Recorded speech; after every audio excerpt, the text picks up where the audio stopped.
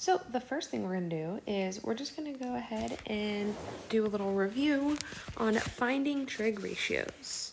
So these are three little problems.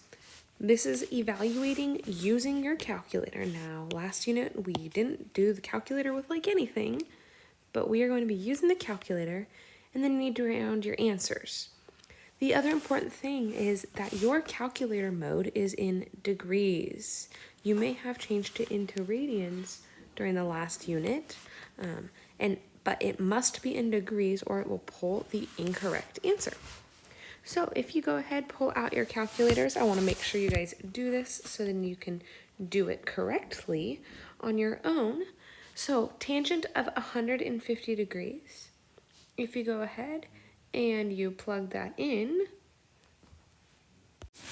you'll get for A, when you plug tan of 150 degrees in, you'll get rounded, so approximately negative 0.5774.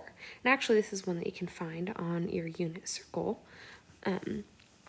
So that's something to think of. Now, sine of 120 is also something that can be found on your unit circle. So you guys could look at your unit circle. However, this is going to be all calculator based. And when you plug it into your calculator, you'll get around 0.8660. And then cosine of 95, go ahead and plug that in. And this one definitely is not on your unit circle, so you must do it in the calculator.